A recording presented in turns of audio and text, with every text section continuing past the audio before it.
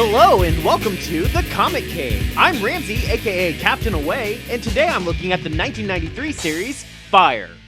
Fire is written and drawn entirely by Brian Michael Bendis, and is not colored, so this is the first series I've covered entirely handled by a single person.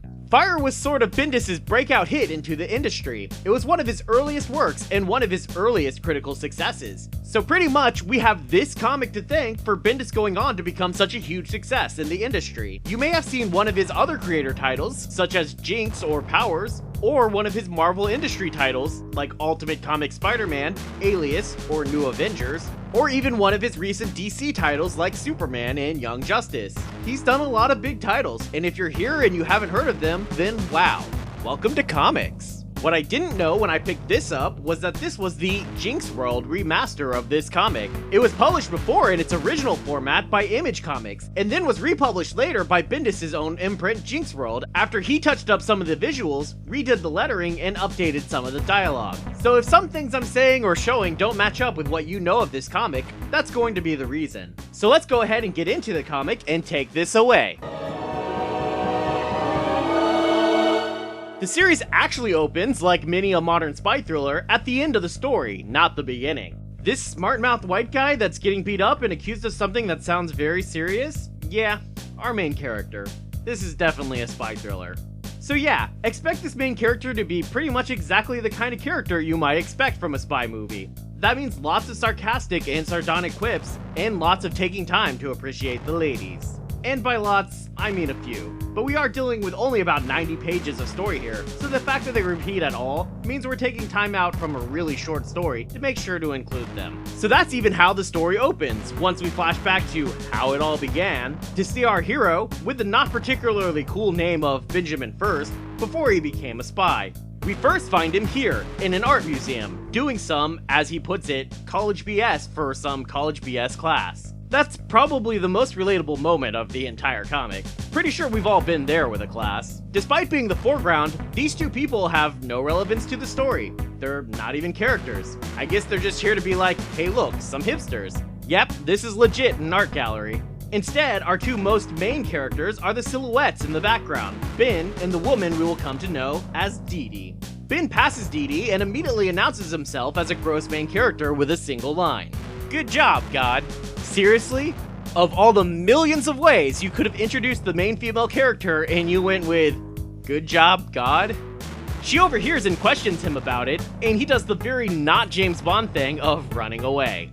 Literally. She then approaches him again as he's looking at a painting, asking him how the painting makes him feel. Before he finishes answering, she does the very Batman thing of vanishing into thin air on him. Later that night, while out walking, Ben is mugged by a guy with a screwdriver? What? Is that a normal hold-up tool? I'm not saying it wouldn't hurt, but who wouldn't go with a knife? Something snaps in Ben and he just instead beats the crap out of the mugger. But the next day, things get even more crazy when Ben sees Dee Dee get in the car with the mugger. At this point, he realizes something really weird is up, so when Dee Dee unexpectedly shows up at his room that night, he offers her his wallet and anything she wants to take from the room if she'll just go away and leave him alone. He's assuming at this point that this is just some kind of long con, but Dee Dee laughs off that idea and explains that this isn't a con, it's a recruitment. We then get several pages of basically text dumps as Dee Dee explains the political situation of the world, that she's CIA, and that they're looking for an agent with no political, familial, or military ties. Someone who can truly become a ghost. These text dumps occur throughout the comic. They're probably indicative of Bendis trying to rely on his writing over his art. I do know from interviews and the such I've seen from him that he doesn't consider his own art to be very good. Knowing that before reading this, I was expecting the art to be a lot worse than it was. For the most part, I think it's perfectly fine, and even looks pretty good at times, though there are a lot of awkward expressions and weird poses. There's also stuff like this. That's clearly not art, just bad 90s photocopies. Also, a lot of the actual art is more likely than not just inked images of photographs of people standing in for the parts. Normally this kind of thing I would feel like is cheating, but for this particular story, it honestly kind of works. These images help build a sense of surveillance, and that very noir-style paranoid feeling of constantly being monitored. It gives the whole comic this feeling that these are the surveillance photos telling the story of this person's life, combined with a confession written by the subject of the surveillance. A confession that we actually do see Ben writing at one point. The text dump continues with Ben agreeing to join the CIA as an agent, and they take him to an abandoned museum that they're using as a base to begin his training. He spends 2 years and 3 months reading books on politics and philosophy and learning to fight and shoot. In the end, it all boils down to him showing up to this bar to meet a contact. The contact, though, says he's now playing for the other team and pulls a gun on Ben. Here we're introduced to Ben's only secret agent tech, a pin-looking device that shoots a small but lethal bullet. Ben is also forced to shoot the bartender, but before he can leave, a kid comes out of the bathroom and shoots him in the back. And so Ben dies. The end. Nah, just kidding. This was all staged, just a test to judge Ben's field readiness. Apparently he's good enough because before long he's in London to start his field work. Nothing really happens in London. Primarily he's sent from there to other places to see the things happening. We're told he goes to Japan, where he delivers a package to someone who is apparently an assassin. This assassination is achieved, from what I can tell, by planting a bomb under a hole on a golf course where the target likes to play.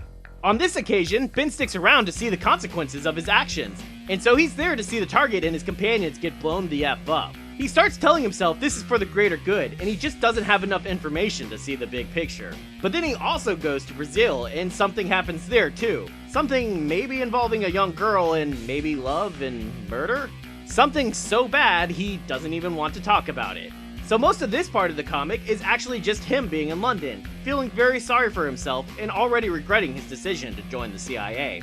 That's when Dee Dee comes and visits him to give him a package he's supposed to deliver to a nearby cafe he's been frequenting. As she leaves, she picks back up her flirty attitude with him, getting really close and asking him if he's ever thought about, you know, which, of course he has. But I love the response she has for him. Well, don't.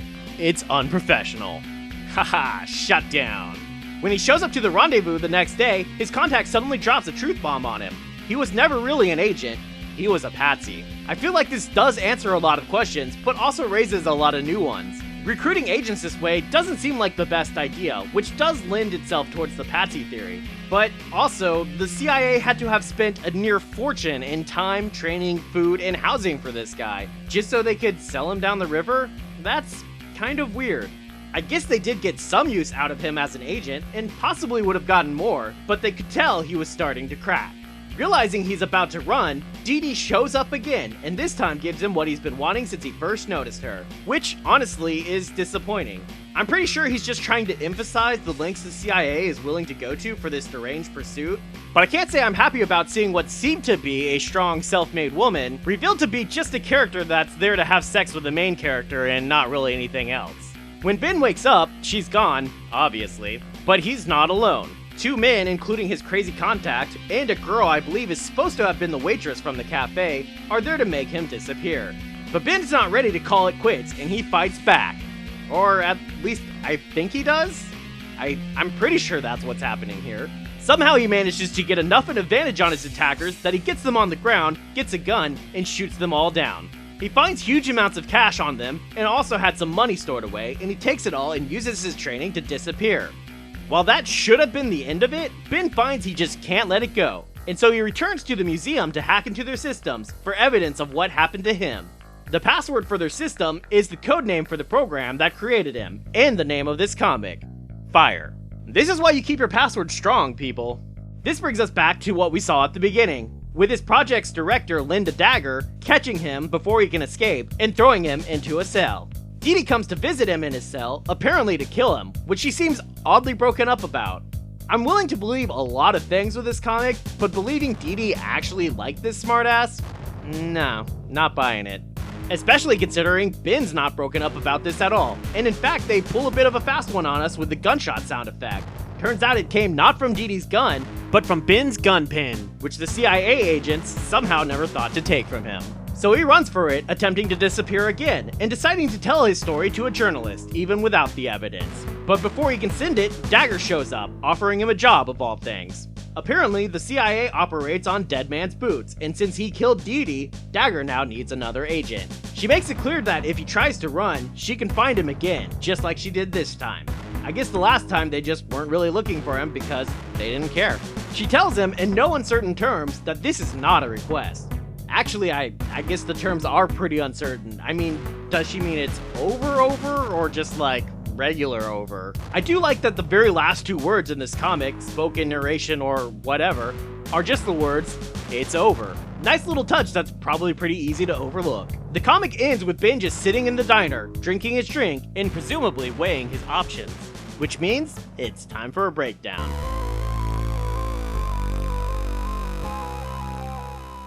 I don't like the main character of this series, or how pretty typical of a spy thriller it is. I do like that the story does present a nice juxtaposition between the more Hollywood-style James Bond-esque spy character, that is our main character, with the somewhat more realistic presentation of the actually very not glorious lifestyle of real-world spies.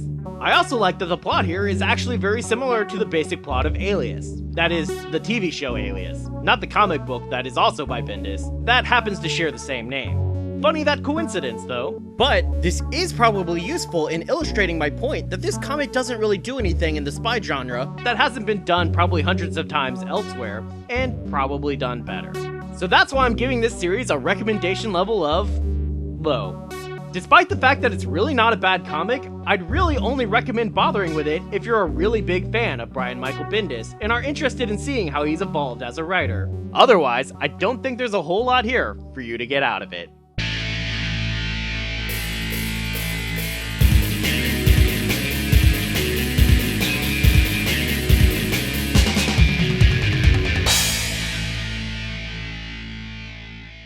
Thanks everybody for watching. A comic called Fire really seemed like an appropriate choice for a hot summer. Right now I'm planning on doing indie comics for the entirety of August, and I'm gonna try to hit at least one that's pretty big. Hope to see you then, right here in the Comic Cave.